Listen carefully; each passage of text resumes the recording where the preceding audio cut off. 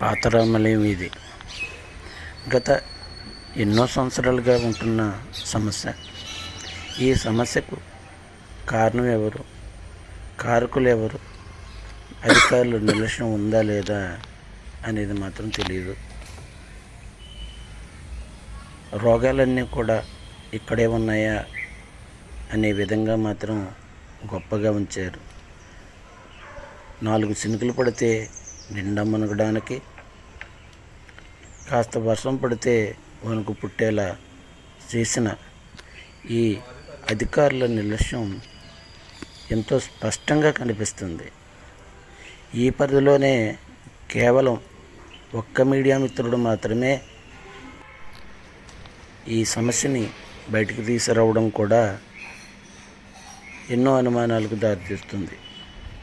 అందులోని ప్రజా సమస్యలను బయటికి తీసుకురావాల్సిన మీడియా కూడా